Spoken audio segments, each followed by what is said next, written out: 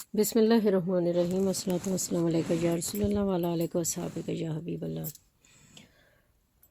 لقد جاءکم رسول من انفسکم عزیز علیہ ما عنتم حریص علیکم بالمؤمنین رؤوف رحیم فإن تولوا فقل حسبی اللہ لا الہ الا هو علیہ توکلت رب العرش العظیم۔ آمین ثم آمین۔ سورۃ ہود کا ترجمہ اور تشریح جاری ہے۔ آیت نمبر 61 سے شروع کرتے ہیں۔ اللہ کے نام سے شروع جو نہایت مہربان اور ہمیشہ رحم فرمانے والا ہے۔ اور ہم نے قوم سمود کی طرف ان کے بھائی صالح علیہ السلام کو بھیجا۔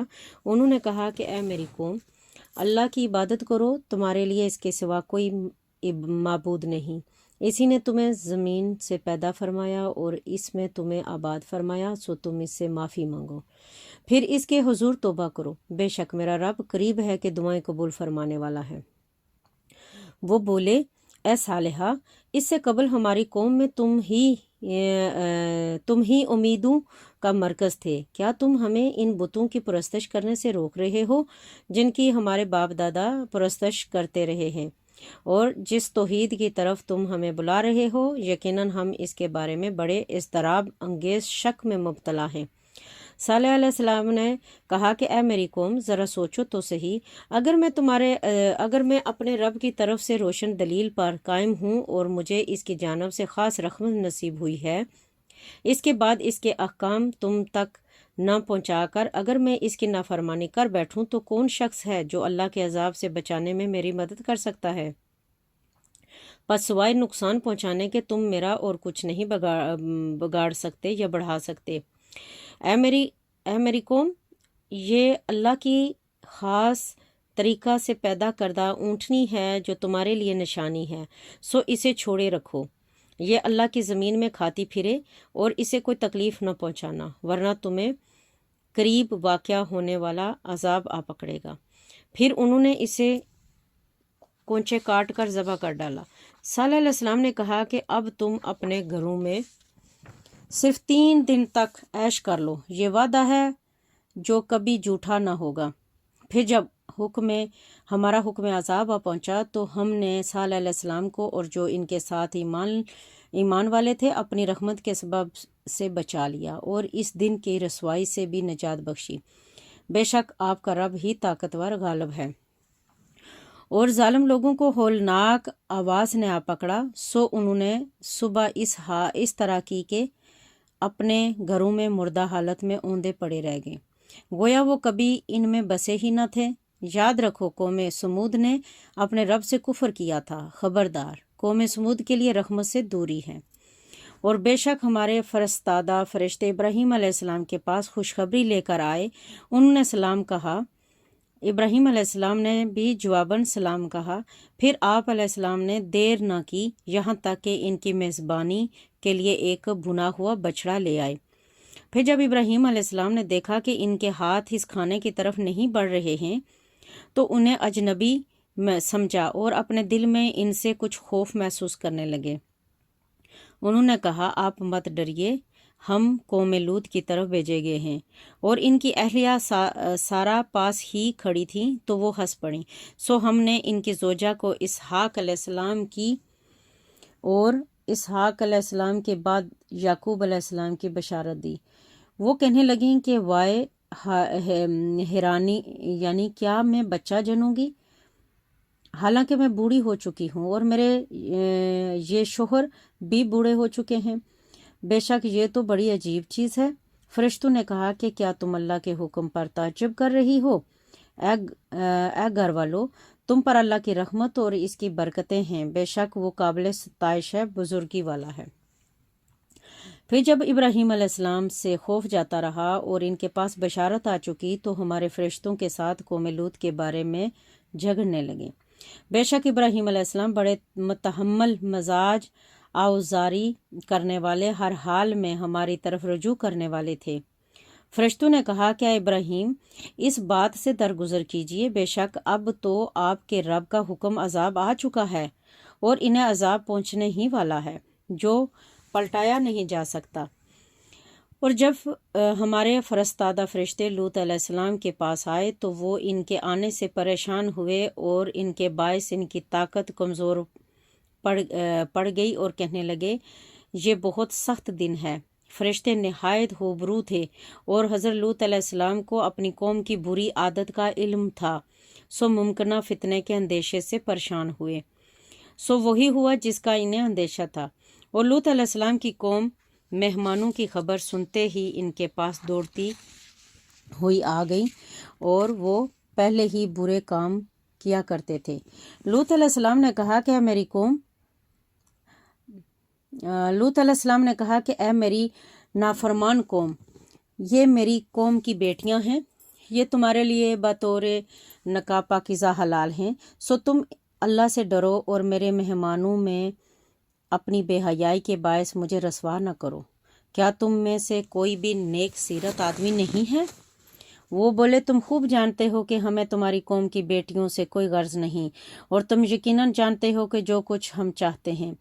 لوط علیہ السلام نے کہا کہ کاش مجھ میں تمہارے مقابلے کی ہمت ہوتی، یا میں آج کسی مضبوط قلعے میں پناہ لے سکتا۔ تب فرشتے کہنے لگے کہ اے لوط، ہم آپ کے رب کے بھیجے ہوئے ہیں، یہ لوگ تم تک ہرگز نہ پہنچ سکیں گے، بس آپ اپنے گھر والوں کو رات کے کچھ حصے میں لے کر نکل جائیں، اور تم میں سے کوئی مڑ کر پیچھے نہ دیکھے، مگر اپنی عورت کو ساتھ نہ لینا، یقیناً اسے بھی وہی عذاب پہنچنے والا ہے جو انہیں پہنچے گا۔ بے شک ان کے عذاب کا مقررہ وقت صبح کا ہے، کیا صبح قریب نہیں ہے؟ پھر جب ہمارا حکم عذاب آ پہنچا تو ہم نے الٹ کر اس بستی کے اوپر کے حصے کو نچلا حصہ کر دیا، اور ہم نے اس پر پتھر اور پکی ہوئی مٹی کے کنکر برسائے جو پے در پہ تہ بتہ گرتے رہے، اور جو آپ کے رب کے حکم سے نشان کیے ہوئے تھے، اور یہ سنگریزوں کا عذاب ظالموں سے اب بھی کچھ دور نہیں ہے۔ ہم نے اہل مدائن کی طرف ان کے بھائی شعیب علیہ السلام کو بھیجا۔ انہوں نے کہا کہ اے میری قوم، اللہ کی عبادت کرو، تمہارے لیے اس کے سوا کوئی معبود نہیں، اور ناپ تول میں کمی مت کیا کرو۔ بے شک میں تمہیں آسودہ حال دیکھتا ہوں، اور میں تم پر ایسے دن کے عذاب کا خوف محسوس کرتا ہوں جو تمہیں گھیر لینے والا ہے۔ اور اے میری قوم، تم ناپ اور تول انصاف کے ساتھ پورے کیا کرو، اور لوگوں کو ان کی چیزیں گھٹا کر نہ دیا کرو، اور فساد کرنے والے بن کر ملک میں تباہی مت مچاتے پھرو۔ جو اللہ کے دیے میں بچ رہے وہی تمہارے لیے بہتر ہے، اگر تم ایمان والے ہو، اور میں تم پر نگہبان نہیں ہوں۔ وہ بولے کہ اے شعیب، کیا تمہاری نماز تمہیں یہی حکم دیتی ہے کہ ہم ان معبودوں کو چھوڑ دیں جن کو پرستش ہمارے ماں باپ کرتے رہے ہیں، یا یہ کہ ہم جو کچھ اپنے اموال کے بارے میں چاہیں نہ کریں؟ بے شک تم ہی ایک بڑے تحمل والے ہدایت یافتہ رہ گئے ہو۔ شعیب علیہ السلام نے کہا کہ اے میری قوم، ذرا بتاؤ، اگر میں اپنے رب کی طرف سے روشن دلیل پر ہوں، اور اس نے مجھے اپنی بارگاہ سے عمدہ رزق بھی عطا فرمایا، تو پھر حق کی تبلیغ کیوں نہ کروں؟ اور میں یہ بھی نہیں چاہتا کہ تمہارے پیچھے لگ کر حق کے خلاف خود وہی کچھ کرنے لگوں جس میں تمہیں منع کر رہا ہوں۔ میں تو جہاں تک مجھ سے ہو سکتا ہے تمہاری اصلاح ہی چاہتا ہوں، اور میری توفیق اللہ ہی کی مدد سے ہے۔ میں نے اسی پر بھروسہ کیا اور اسی کی طرف رجوع کرتا ہوں۔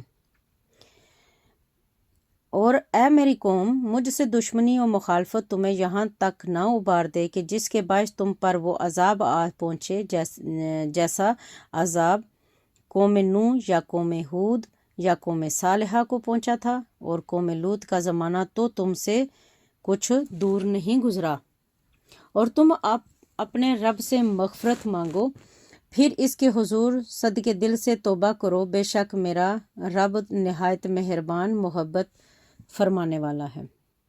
اور وہ بولے، اے شعیب، تمہاری اکثر باتیں ہماری سمجھ میں نہیں آتی، اور ہم تمہیں اپنے معاشرے میں ایک کمزور شخص جانتے ہیں، اور اگر تمہارا کنبہ نہ ہوتا تو ہم تمہیں سنگسار کر دیتے، اور ہمیں اسی کا لحاظ ہے، ورنہ تم ہماری نگاہ میں کوئی عزت والے نہیں ہو۔ شعیب علیہ السلام نے کہا کہ اے میری قوم، کیا میرا کنبہ تمہارے نزدیک اللہ سے زیادہ معزز ہے؟ اور تم نے یعنی کہ اللہ تعالیٰ کو گویا اپنے پس پشت ڈال رکھا ہے؟ بے شک میرا رب تمہارے سب کاموں کو احاطہ میں لیے ہوئے ہے۔ اور اے میری قوم، تم اپنی جگہ کام کرتے رہو، میں اپنا کام کر رہا ہوں۔ تم عنقریب جان لوگے کہ کس پر وہ عذاب آ پہنچا ہے جو رسوا کر ڈالے گا، اور کون ہے جو جھوٹا ہے، اور تم بھی انتظار کرتے رہو اور میں بھی تمہارے ساتھ منتظر ہوں۔ اور جب ہمارا حکم عذاب آ پہنچا تو ہم نے شعیب علیہ السلام کو اور ان کے ساتھ ایمان والوں کو اپنی رحمت کے باعث بچا لیا، اور ظالموں کو خوفناک آواز نے آ پکڑا، سو انہوں نے صبح اس حال میں کی کہ اپنے گھروں میں مردہ حالت میں اوندے پڑے رہ گئے، گویا وہ ان میں کبھی بسے ہی نہ تھے۔ سنو، اہل مدائن کے لیے ہلاکت ہے جسے قوم سمود ہلاک ہوئی تھی۔ صدق اللہ العظیم۔ اللہ تعالیٰ ہمیں ان تمام جو پیغمبروں کی قوموں کے اوپر پیغمبروں کے ذریعے سے عذاب ہوتے رہے، اللہ تعالیٰ ہمیں بچائے رکھے، اور اللہ تعالیٰ ہمیں عبادتوں پہ استقامت نصیب فرمائے۔ آمین ثم آمین۔